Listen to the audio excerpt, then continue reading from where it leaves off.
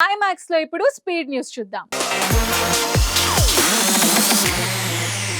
Star singer Oscar winner Rahul Sipligunj తన పెళ్లి వేడుకల్లో భాగంగా కాబోయే భార్య హరిణ్య రెడ్డికి ఊహించని సర్ప్రైజ్ ఇచ్చారు.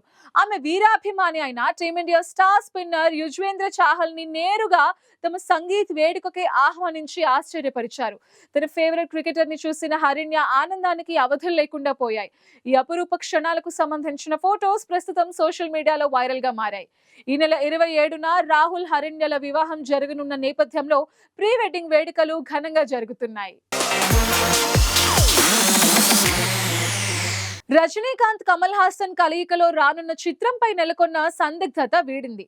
కమల్ హాసన్ నిర్మాతగా వ్యవహరిస్తున్న ఈ ప్రతిష్టాత్మక చిత్రానికి దర్శకుడు ఖరారైనట్టు కోలీవుడ్ వర్గాల్లో విశ్వసనీయంగా తెలుస్తోంది. పార్కింగ్ చిత్రంతో గుర్తింపు పొందిన యువ దర్శకుడు రామ్ కుమార్ బాలకృష్ణన్ కి ఈ భారీ ప్రాజెక్ట్ ని తెరకెక్కించే అవకాశం లభించినట్టు సమాచారం.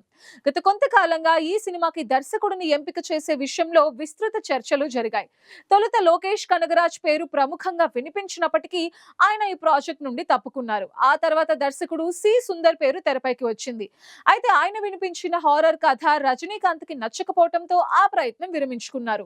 దీంతో తలైవా చిత్రానికి ఎవరు దర్శకత్వం వహిస్తారనే దానిపై సర్వత్రా ఆసక్తి నెలకొంది.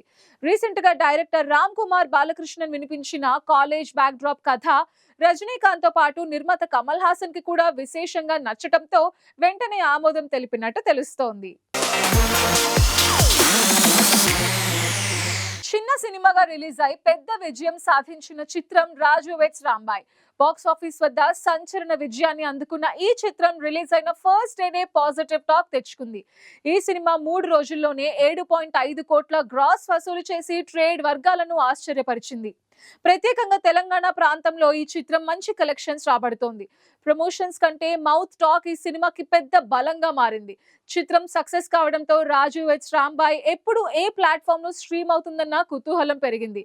రీసెంట్ గా ఈ విషయానికి సంబంధించి కీలక వివరాలు బయటపడ్డాయి. ఈ చిత్రానికి డిజిటల్ రైట్స్ ఈటీవీ విన్ సొంతం చేసుకుంది.